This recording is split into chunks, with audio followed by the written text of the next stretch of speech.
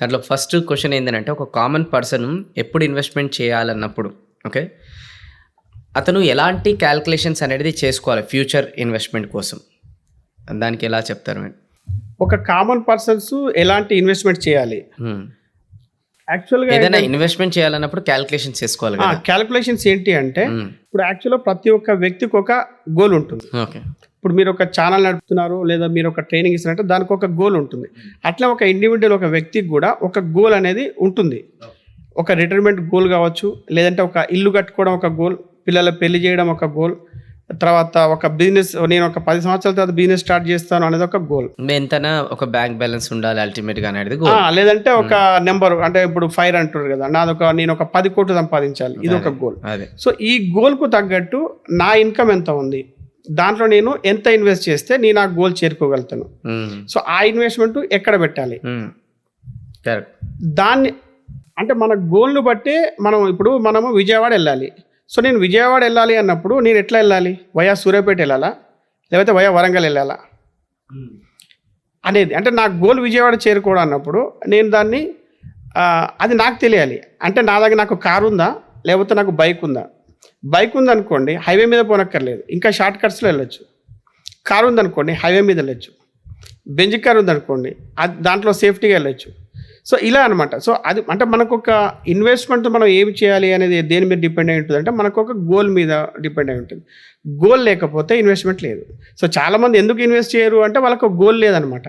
Goal ఉన్నవాడే invest చేస్తాడు, goal ఉన్నవాడే పని చేస్తాడు, గోల్ ఉన్నవాడే ఉరుకులు పరుగులు పెడతాడు. సో ఒక 10 కోట్లు సంపాదించాలి అన్నప్పుడు నేను ఒక 15 సంవత్సరాల తర్వాత 10 కోట్లు సంపాదించాలి.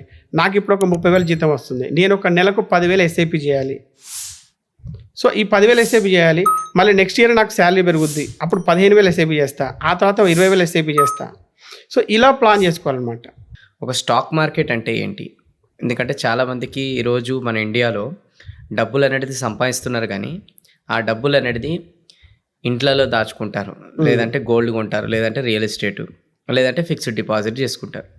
కానీ ఎవరు కూడా స్టాక్ మార్కెట్లో ఇన్వెస్ట్మెంట్ అనేది చేయరు. ఎందుకు చేయరు అంటే భయం ఫస్ట్ ఆఫ్ ఆల్, రెండోది దానిపైన నాలెడ్జ్ కూడా లేదు. సో ఒక కామన్ పీపుల్కి, ఒక చిన్న పిల్లలకు కూడా అర్థమయ్యేటట్టు ఒక స్టాక్ మార్కెట్ అంటే ఏంటి అనేది కొంచెం దాన్ని డీటెయిల్గా విడమర్చి చెప్పండి క్లియర్. స్టాక్ మార్కెట్ అంటే ఏంటంటే మనము ఇండైరెక్ట్గా బిజినెస్ చేసినట్టు లెక్క. అంటే ఇప్పుడు స్టాక్ మార్కెట్ సింపుల్గా చెప్పాలంటే స్టాక్ అంటే ఒక షేర్ అంటే నథింగ్ బట్ ఒక కంపెనీలో షేర్ తీసుకోవడం. ఇప్పుడు మీ కంపెనీ యూనిక్ లైఫ్ అనే కంపెనీ ఉంది, మీరు మామూలుగా ఒక చిన్నగా స్టార్ట్ చేశారు, ఆ తర్వాత దాన్ని ఒక పెద్ద స్థాయికి తీసుకొచ్చారు. పెద్ద స్థాయికి దీన్ని ఇంకా ఇంటర్నేషనల్ లెవెల్కి మీరు తీసుకెళ్ళాలి అనుకున్నప్పుడు ఇప్పుడు మీరు ఒకరే ఓనర్ ఉన్నారు అనుకోండి, మీరు ఒక 100 కోట్ల ఇన్వెస్ట్మెంట్ కావాలి మీకు. అప్పుడు మీరు ఏం చేస్తారు అంటే మీరు ఒక పబ్లిక్ ఇష్యూకి వెళ్ళిపోతారు అనమాట త్రూ స్టాక్ మార్కెట్. అప్పుడు నాలాంటి వాళ్ళు ఇంకొంతమంది వ్యక్తులు ఎంత ఉంటే అంత దాంట్లో మీరు ఏం చేస్తారు అంటే మీకు ఒక 100 కోట్లు కావాలి, 100 కోట్లు కావాలి అనుకోండి. అప్పుడు ఒక 100 మంది ఇన్వెస్ట్ చేశారు అనుకోండి, తలా ఒక ₹1 కోటి. అంటే నా షేర్ ఒక ₹1 కోటి, ఇంకొకరి వ్యక్తి ఒక షేర్ ₹1 కోటి.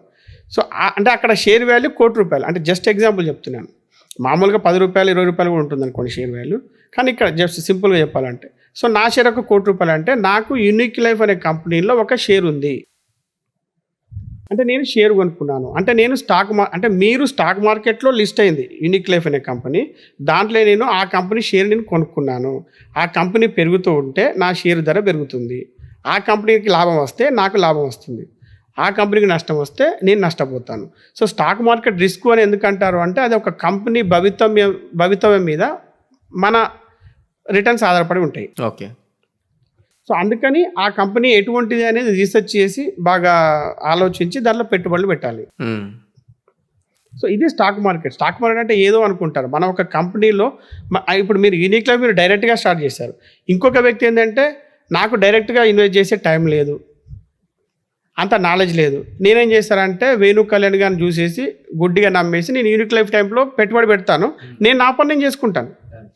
అంటే నేను స్టాక్ మార్కెట్లో పెట్టుబడి పెట్టేసి నేను నా ప్రొఫెషన్ నేను చూసుకుంటాను, నాకు ఎటువంటి డిస్టర్బెన్స్ లేదు, నేను ఎటువంటి టైం కూడా కేటాయించను. ఇది స్టాక్ మార్కెట్.